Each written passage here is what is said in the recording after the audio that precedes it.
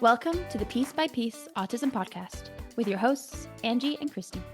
They've worked 25 years to help Alec get the most out of life. Let them tell you how they're doing it.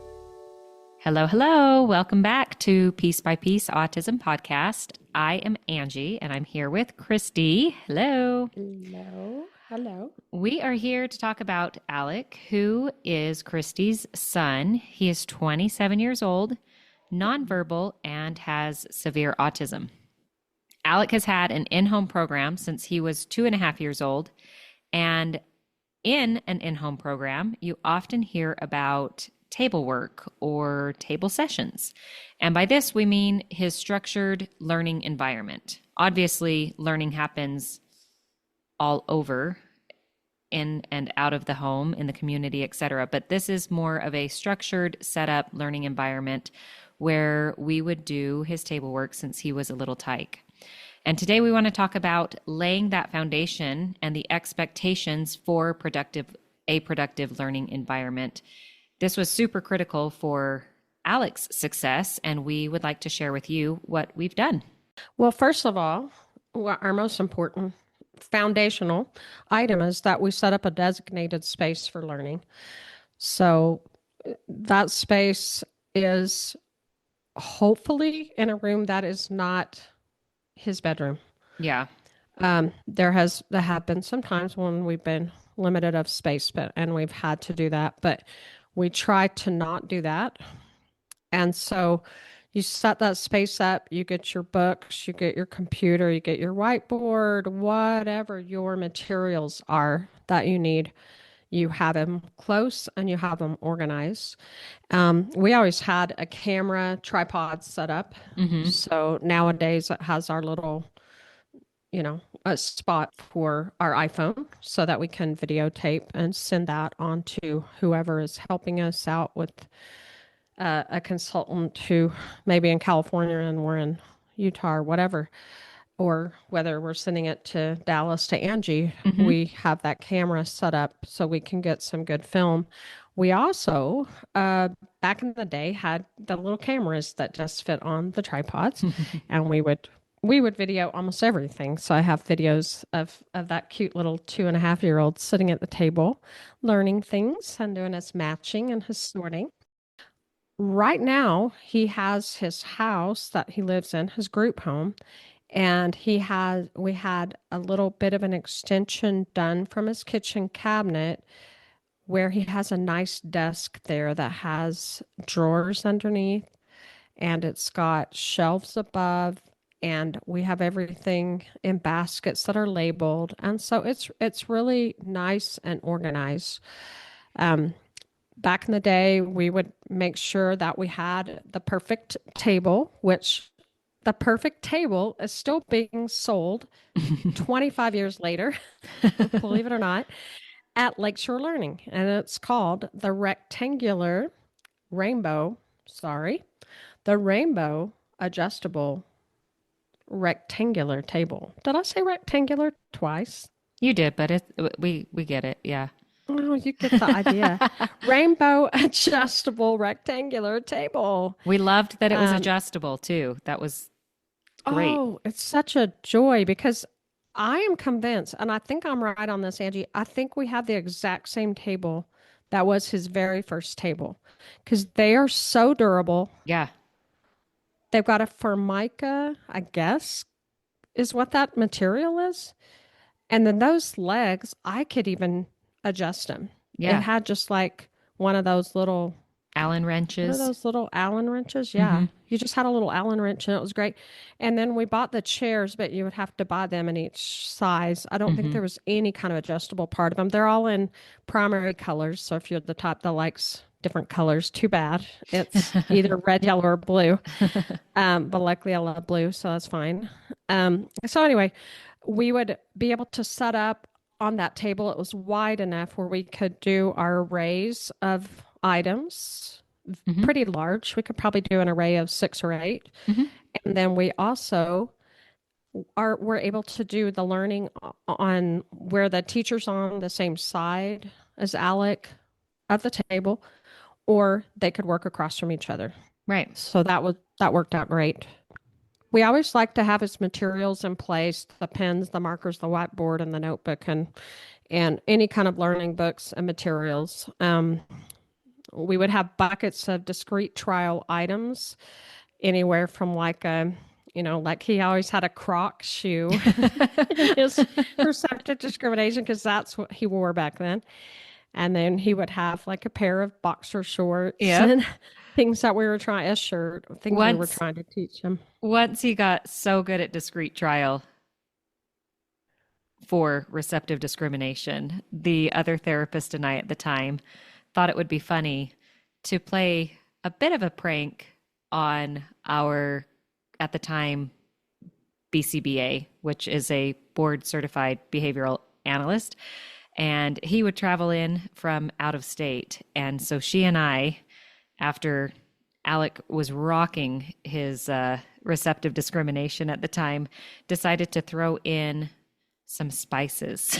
So I can't remember the specific ones. I wonder if she would. But I know cinnamon was one of them.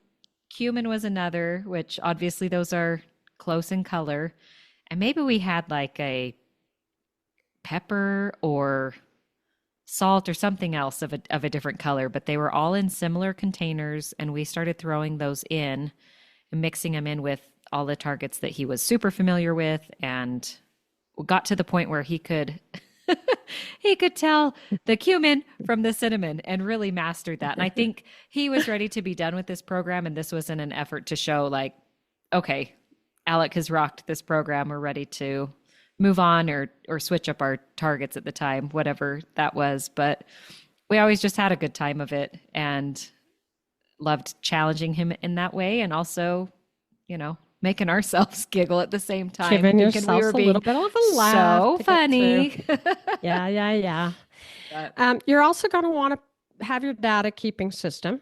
Right now, we are using an iPad for all of our data collection. I mean, we have a little old-fashioned charts hanging on the wall, which of course I love because it's old school. And we've got a clipboard here and there. Yeah, we got a clipboard. I mean, come on, you got to have a clipboard. But you got to have good flow. You have to be organized at your table because that will just keep it going. And it makes it really nice because when you get to the end of your session, my son is a bit OCD. Like I've heard quite a few autistic people are. Yeah. And he loves to clean up his materials. And it makes it really easy if we've got a designated spot for everything. And it's really cute because when he does his morning check-in he actually does a check-in throughout the day. He takes the notebook that we've taken the notes in from it and he slaps it shut and then he puts it in a basket. Yep. And he will be happy to put that away. And then he pulls his chair out. It's just a very rote, kind of a little ending to his session. So that's just kind of a cute thing. Yeah. You need to also have your reinforcers handy. We're going to talk about this more later on, but whatever your reinforcers are, you've done your preference assessment and you've got to figure out what your reinforcers are going to be for that day. Yeah. So, yeah. Perfect. So I will say over the years, and as we really paired Alec with the table, we had set some pretty strict expectations, some of which meant we didn't allow Alec to come over and have his beads in his hand while we were doing work. Did we have those for reinforcer and for small breaks in between? Of course we did. But he didn't have access to those things. And now, because this is so ingrained in him coming over, if we call him over to the table, hey dude, we're going to come over here and chat or check in or whatever assignment we're working on, he'll bring his beads or his books or whatever he has in his hand, and he'll set them off to the side. Like we don't have to ask for him. He just knows, okay, I get these when I'm done. I'm just going to set them here. But just knowing and setting some boundaries to make sure that your learner knows when we sit here at the table, I'm going to be focused, which means I don't have access to these things until I do some of my work and earn that back. So, Angie, I was thinking about also how we didn't allow Alec to, he had to sit up in the chair nicely. He couldn't really Yeah. be slouching, especially as he became a teen and maybe he was tempted to Yes. do that more. And he also was not allowed to lay his head on the table or That's right. his have his arms up on the table where he could lay down and get a little bit more comfortable. Yeah. We were quite strict about how it was a workspace. And so Yeah. we're going to work, we're going to sit in a posture that will have us working. And that meant a lot to him and really resonated with him, and he learned how to come to the table ready to learn. Yeah. I forgot about those because he does it so well now. It's not ever something we Yeah. have to really correct him on, sit up, tuck your chair in, any of that. Yes. So, yeah, Yeah. definitely. We do always like to lay out expectations of what our criteria is at the beginning of a table session.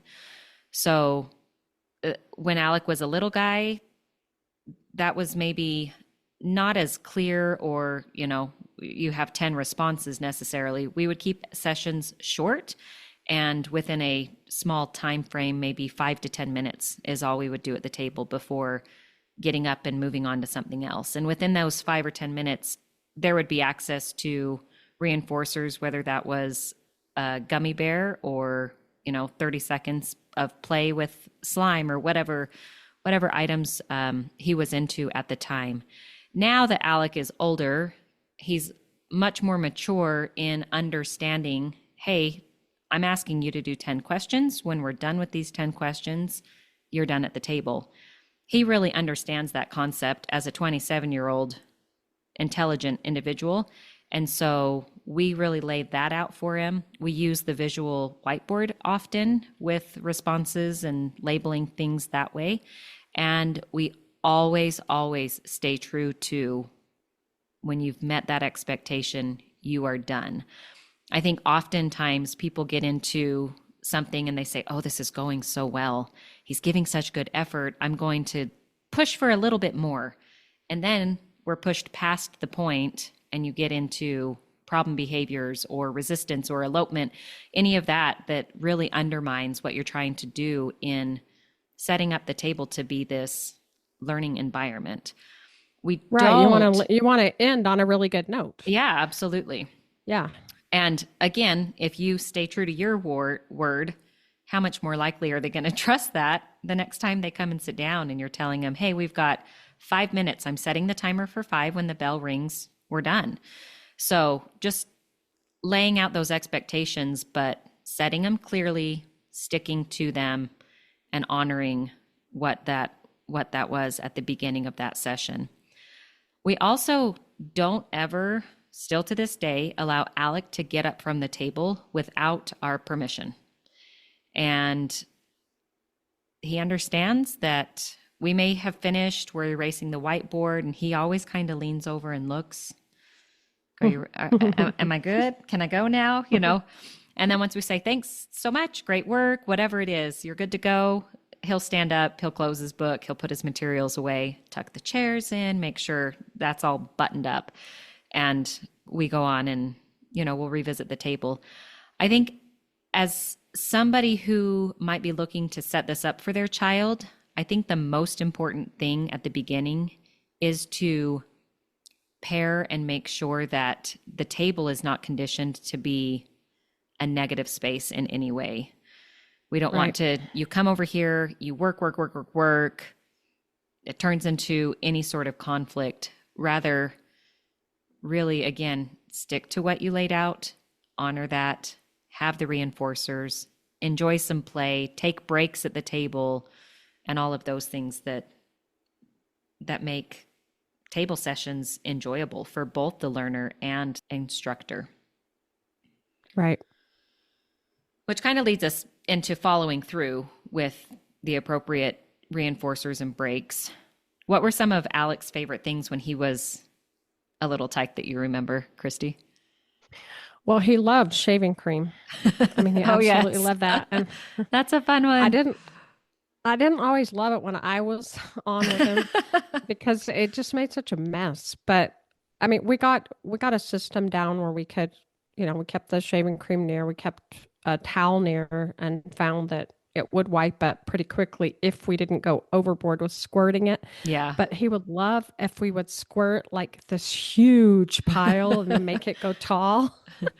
And it was so tempting because he loved it so much. So Yes. we would sometimes do that, and so that would be fun. He also loved these cool things that I think we learned about in California when we were there.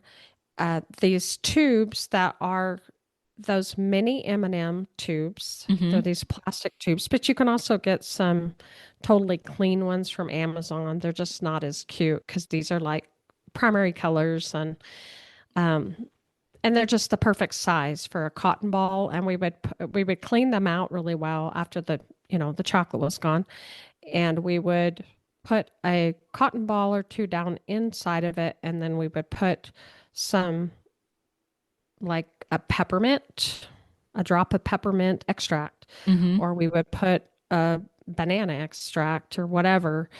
You can use all kinds of different extracts, cherry, grape, whatever. We would put just a downy dryer sheet down in one. What were other smells they liked? I can't remember, but yeah, maybe it would be a perfume of some Yeah, sort cologne or because he something. just he just loved the different smells out there. It didn't matter what they were necessarily. Like he loves to smell a horse, which I don't really enjoy doing, but No, thank you. sorry, I don't love that. Um, we probably fed him popcorn before kids today eat popcorn because I know now you don't give a kid popcorn until they're 5 or whatever it is. But we use popcorn a lot as a Yeah. reinforcer and lived to tell about it, and he's been fine, thank goodness. And then he loved pretzels. He loved small candies, fruit snacks. We did a lot of physical play Hmm. with him. He loved to be tickled. He does have some tactile Sensory, sensitivities. yeah. Yeah, he does have some sensory issues with being with physical touch, but we were able to do some kind of rough housing with him and tickles and stuff like that. And then he had the dollar system, which he had different token systems, but one of our favorites was actual dollars that were laminated, which always killed me. I wanted to just make a copy of the dollars and Which you laminate could them, do. which you could do. You Alec could has probably even take what? Alec has this thing about real money though. Yes. So He likes we everything to be authentic, yeah, huh. So we had just in real general. money. I want to make real money at my job. Okay. Um, anyway, so he has these dollar systems, and we would do funny things with, when we would have time for this. Who has time for this? But like, we would manage sometimes to come together with these funny boards that would have like green glitter all over them. And one of our therapists that worked with him would say, a dollar makes Alec holler. And she, and we would do all kinds of little cute boards that had these dollars on them. And he enjoyed. I don't know that he cared, but we thought that was kind We of enjoyed it though. enjoyable. Again, It, you got to you keep gotta, things lively. yeah, you gotta keep things light. So anyway, we the table was somewhere where you did several sessions a day at the table. So you're not going there and sitting for 45 minutes. You're starting at 5 minutes and Right. then you're building up. And Angie and I were talking about it earlier. We think that the longest that he ever sat at the table in one session, I think I remember it was 35 or 40 minutes, just working, Hmm. on different discrete trials where you're mixing in some sort of matching with some sort of receptive discrimination Hmm. mixed in with maybe some gross motor imitation and fine motor imitation. And you could just mix all these different programs together and kind of just arrange the session.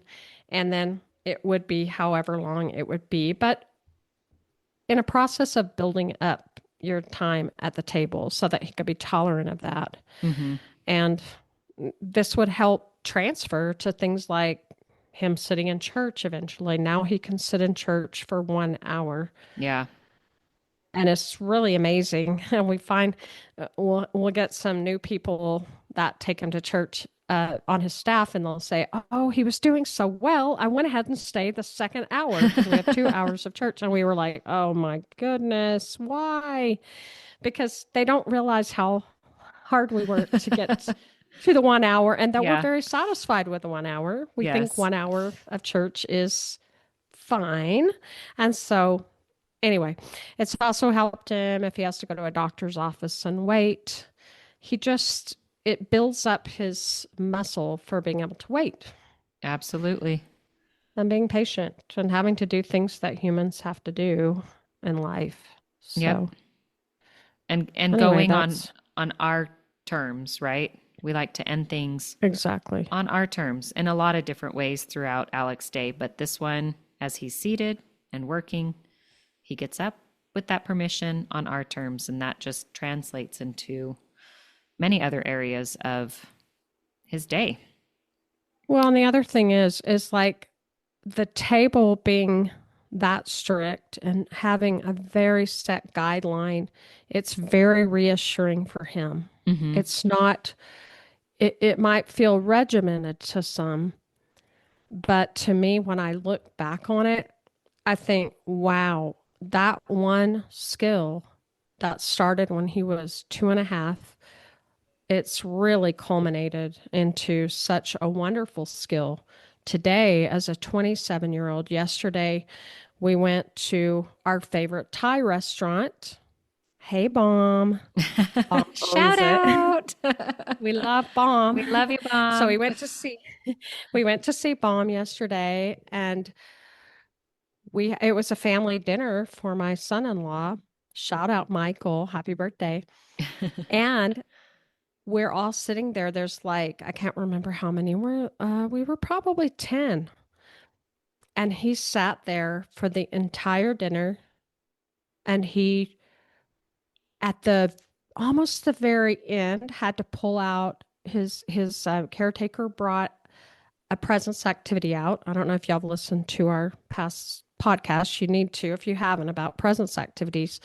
But he pulled that out towards the end. But Alec was behaving very well. Mm-hmm. And I sat there for the whole dinner. And then he had a friend that came up who's worked at the same place he has. And that extended the time that we're sitting at the table. And I'm just kind of going, ooh, Are we pushing this our has kind of limits been a here? long, Yeah. this has been a long time that we've been sitting here. But this really has laid the groundwork for him so that he can do hard stuff, like be at a family dinner that goes a little bit long, and then visit with a friend afterwards and have fist bumps and high fives for that guy. And that was so sweet. And it was gratifying to know, wow, we did this thing that seemed very regimented at the time. Mm-hmm. It may seem regimented now, but it just has so many benefits. I cannot tell you how many benefits it has. It's been fantastic and doesn't take too much to really set up either, Right. Thinking about, obviously your materials will build as your programs build, or those kinds of things can be gathered as you go, but just designating a space, creating that routine, setting up the structure, having quick access to reinforcers. We even had a little TV and the remote to start Alec's favorite clips of Barney. He'd get a song played for him. Yes. While we kind of gathered up or regrouped with materials. And that was his break and reinforcer while we prepped. So there's just so many ways that you can structure this in a way for your child to learn not only the receptive discrimination or sorting or those kinds of things, but also skills like the waiting, patience, sitting in a chair appropriately, waiting for permission from you, going without reinforcers for a short time and building that. There's a lot of good that has come from this for Alec, and we hope that this is helpful for you as you look to structure your child's learning environment and how you spend your time with them. Perfect. Well, we really do appreciate you joining us today. That's it for this episode of Piece by Piece. Thanks so much for being part of the conversation. We're glad that you joined us. If this episode made you think, laugh, or feel a little bit more seen, go ahead and follow the show and share it with a friend. If you've got a story, a question, or something that you would like to tell us, we are all ears and would love to hear. Find us on Instagram and Facebook at Piece by Piece Autism Podcast. That's PIECE, Piece by Piece Autism Podcast. Until next time, we'll talk to you later. Bye. Bye.